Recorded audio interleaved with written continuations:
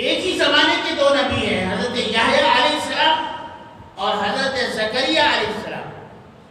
زکریا علیہ السلام والد ہیں اور یحییٰ باپ، یحییٰ بیٹے ہیں۔ ایک ہی وقت میں دونوں نبی تھے، جیسے حضرت موسیٰ اور حضرت ہارون، جیسے حضرت ابراہیم، حضرت اسماعیل۔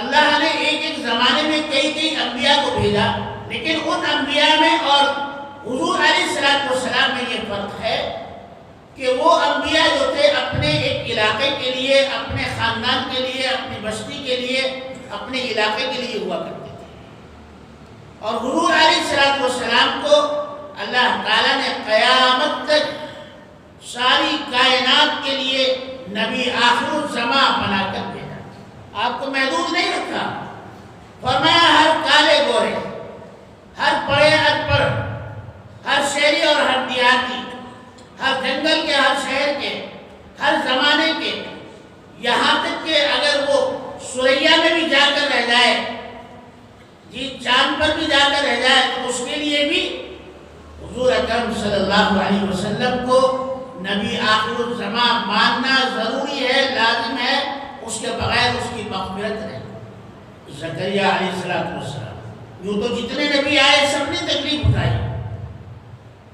زکریا علیہ السلام کی مخالفت بڑے زور و شور سے ہوئی، یہاں تک کہ ارباب حکومت آپ کے مخالف ہو گئے اور آپ کو تکلیفیں پہنچائی۔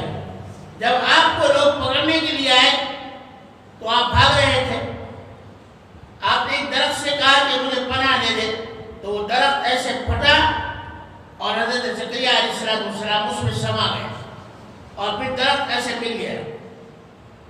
شیطان ملعون نے ان لوگوں سے کہا کہ دیکھو زکریا اس درخت کے اندر ہیں۔ لوگوں نے کہا کیسی بھی کفر کی بات کرتے ہو، بھلا آدمی درخت کے اندر کیسے جا سکتا ہے؟ تو شیطان نے کہا کہ دیکھو زکریا کے کرتے کا تھوڑا سا کونا اس درخت کے تنے سے باہر نکلا ہوا ہے۔ بادشاہ نے حکم دیا کہ درخت کو آرے سے چیرا جائے، اور جب چیرا گیا درخت کو آرے سے، اور جب لگا سر میں، تو آپ نے ایک آہ کی۔ میرے بھائیو، ہماری تو ایک انگلی میں ذرا سی تکلیف ہو جائے تو ہم بے چین ہو جاتے ہیں۔ یہ نبی علیہ السلام کا، انبیاء کا ضرب تھا کہ بڑی بڑی تکالیف انہوں نے اٹھائی اور آہ نہیں۔ زکریا علیہ السلام کے سر پر جب آرا چلا تو آپ نے آہ کی۔ اللہ کی طرف سے وحی نازل ہوئی کہ اے زکریا، اگر دوبارہ تم نے آہ کی تو تمہارا نام انبیاء کی فہرست سے نکال دیا جائے گا۔ اللہ، چنانچہ درخت کو کاٹ دیا گیا آرے سے، آپ کے جسم کے ٹکڑے کر دیے گئے، لیکن آپ نے آہ نہیں کی، اسلام پر آپ قربان ہو